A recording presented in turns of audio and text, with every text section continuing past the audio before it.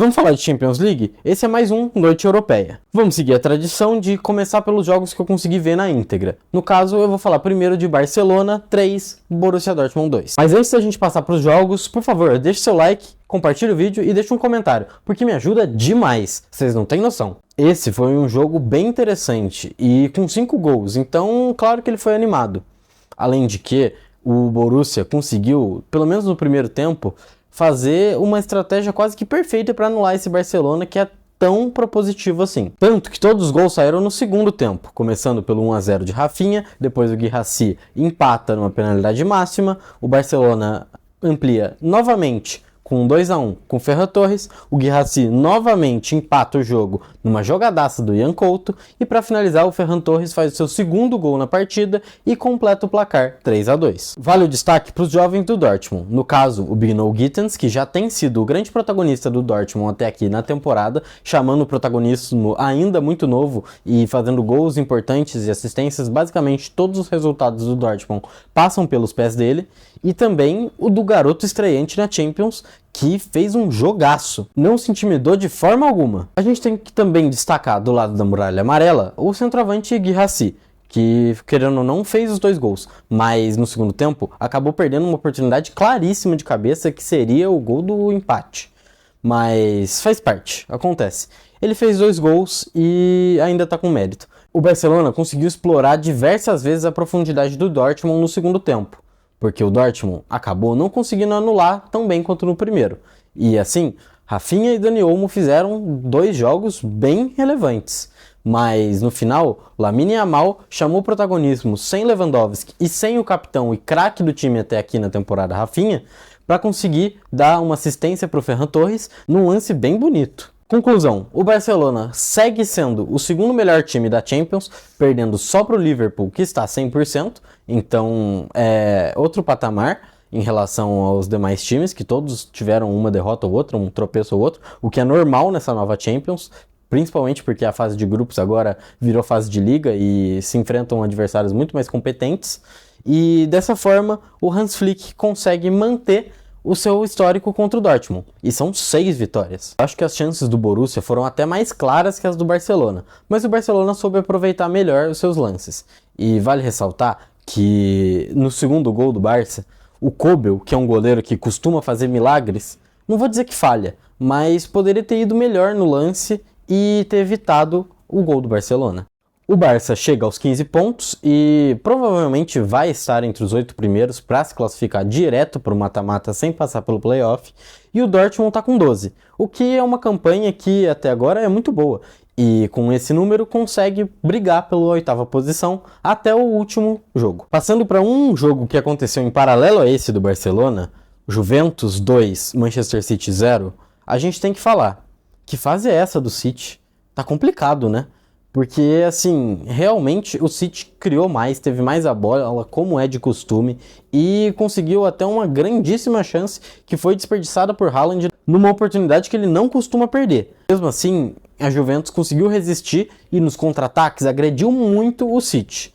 E Kenan Yildiz joga muita bola. Conseguiu fazer a jogada do primeiro gol, no caso, o gol do Vlahovic. Além de destacar que o Haaland perdeu algumas oportunidades que ele não costuma perder e fez um jogo pior do que ele está acostumado a fazer quando não faz gol, o que já é normalmente um jogo ruim, a gente tem que relembrar que o City, pelo menos hoje, conseguiu trabalhar melhor as suas jogadas do que vinha fazendo nos seus tropeços recentes, principalmente nas derrotas. Só que do outro lado da Inglaterra, especificamente em Londres, o resultado não foi negativo. Muito pelo contrário, um 3-0 contra o bom time do Mônaco. E é claro, quando o Arsenal vence, o que acontece? O Saka destrói. É nítido, essa é a regra. E na temporada tem sido assim até aqui. 2 gols e uma assistência para o craque inglês. E novamente, o Arsenal consegue se manter competitivo na Champions, mesmo às vezes não tendo tanto brilho coletivo. Os lampejos individuais de Saka conseguem garantir muitas e muitas vitórias. Hoje eu acho que nem foi o caso de um dos piores jogos coletivos do Arsenal, não. Mas o Saka faz a diferença, totalmente. E isso, claro, não foi diferente hoje. O jogo de hoje criou umas 5 grandes chances para fazer gol. Só que alguns jogadores têm que melhorar a pontaria. Não é o caso do Saka, que esse cara tá praticamente isento de qualquer crítica ao time do Arsenal, porque os Gunners dependem muito dele na temporada. E ouso dizer que é quase tão boa quanto a do Salah. Briga para ser o melhor jogador da Inglaterra. O Milan foi bem melhor que o Estrela Vermelha e conseguiu sair com a vitória de 2-1 em casa. Só que não foi fácil não, porque o Estrela Vermelha chegou a, em certo ponto, empatar a partida e colocar uma pressão no Milan totalmente desnecessária que poderia colocar eles numa situação complicadíssima na classificação. Talvez isso fosse um pouco de exagero da minha parte, eu confesso, de não buscar a classificação. Mas assim, tendo em vista os últimos anos, na verdade a última década inteira do Milan, não dá para duvidar desse time negativamente. Foram 20 finalizações no total e 4 grandes chances. O Milan conseguiu converter algumas delas, no caso, uma com o Leão e outra com o Abraham, assim fazendo os seus 2 gols. E o gol do Estrela Vermelha? Acontece, eles não finalizaram tanto assim, mas conseguiram aproveitar na sua oportunidade. O Estrela Vermelha conseguiu esse gol por um chutaço de fora da área depois de uma condução bem legal do Nemanja. E assim, a defesa do Milan estava desarrumada. E é por isso que eu disse que ele poderia ter se complicado bem mais, porque esse tipo de gol é complicado de sofrer. Eu não consegui acompanhar a goleada do Feyenoord, mas pelo que parece, Igor Paixão e Jimenez fizeram bons jogos. E cada um acabou com um gol e o Jimenez ainda teve uma assistência. O Feyenoord é um time que consegue brigar para tentar classificar, mas que, sinceramente, eu não vejo tanta força assim. E o Sparta Praga é bem mais fraco. Não sei como, sinceramente, eles têm ainda qualquer expectativa com essa Champions. Porque é só paulada. No caso, quando eu digo expectativa pro Feyenoord classificar, é entre os 8. Pro mata-mata playoff, né? Que classificam os primeiros 24, isso eu tenho poucas dúvidas que o Feyenoord vai conseguir. O Stuttgart, embora tenha sofrido um gol com 6 minutos de jogo, também goleou. E fez um 5-1. Foi melhor do que a expectativa. Até porque eles criaram só 4 grandes chances. E assim, o XG deles era de 2. Então 5 gols é realmente bem acima do esperado. Vale ressaltar também que o Demirovic fez um jogo abaixo do esperado. Até porque, num jogo de 5 gols, o atacante principal da equipe e até então um dos melhores jogadores na temporada não fazer gol é estar um pouco abaixo. Até porque ele não participa de nenhum dos gols, nem dando assistência. E chutou várias bolas para fora. Teve uma expectativa bem alta que ele marcasse alguns gols, mas acabou não conseguindo converter. No último jogo desse mesmo horário, o Benfica e o Bolonha empataram em 0-0 e isso ficou bem ruim para os dois, para ser sincero. Porque o Bolonha basicamente perdeu qualquer chance de classificar até para o playoff, tendo somente 2 pontos, e o time mais abaixo, que ainda está classificando para o playoff, tem 8, ou seja, teria que ganhar os 2 jogos e ainda tirar um saldo bem legal. E para o Benfica também ficou ruim, porque ele poderia conseguir brigar por vagas mais acima nas classificações com 12 pontos, o que com 10 já se torna um pouco mais difícil, faltando somente 2 rodadas. Ele até teve um gol anulado, com Pavlidis numa assistência do Di Maria, por impedimento. A partida 3 para o Lille e 2 para o Sturm Graz, eu não vi, mas pelo que as estatísticas indicam e por tudo que eu escutei e procurei dos lances, o Lille dominou, pelo menos em termos de posse de bola. O Lille também teve mais oportunidades de gol, afinal, ele teve um controle bem maior do jogo.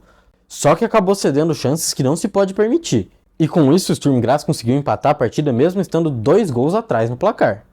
E, sinceramente, pro Lille, não ganhar esse jogo em específico poderia ser desastre. Desastroso porque o Lille está brigando nitidamente pelos 8 primeiros lugares. E não ganhar o jogo contra o Sturm Graz, que está fora da briga, é desespero. E para finalizar, vamos falar de Atlético de Madrid 3, Slovan Bratislava 1. O Atlético dominou totalmente o jogo, teve todas as ações relevantes. Os gols do Atlético no primeiro tempo, que virou 2-0, foram achados um por Julián Álvares, que bateu no ângulo um pouquinho de dentro da área, mas ali na região da entrada, perto da meia-lua, e fez um golaço. E o segundo gol do Griezmann de cabeça foi proveniente de um lançamento impressionante do Pablo Barrios até o Llorente, que conseguiu fazer o cruzamento na medida para o Griezmann aumentar o placar. Assim que o Atlético consolidou essa vantagem, ele tirou qualquer chance do Slovan especular o jogo. Assim, era um jogo muito dominado por parte dos colchoneiros. Realmente impressionante. E para tomar um gol ali, tinha que ser uma falha esplendorosa ou um lance individual incrível. Mas a falha esplendorosa aconteceu. E num lance de nada de perigo, o Lenglet consegue cometer um pênalti. Pênalti esse que foi convertido. A partir de então, o Atlético de Madrid conseguiu, em 5 minutos, fazer o 3-1 e voltar à vantagem original de 2 gols. A partir de então, ele continuou criando, o Slovan continuou se defendendo, estado na frente do seu gol, e nos últimos 10 minutos, assim, tentou especular alguma coisa. Mas o Atlético teve uma consciência impressionante e deixou o jogo morrer ali no 3-1 mesmo e não queria mais nada de jogo. Esse foi o resumo da Champions, dessa rodada, do dia 11 de dezembro. E se você gostou do vídeo, curta e comente. Compartilhe o canal e se inscreve, porque isso me ajuda demais. Fechou? Nos vemos no próximo vídeo.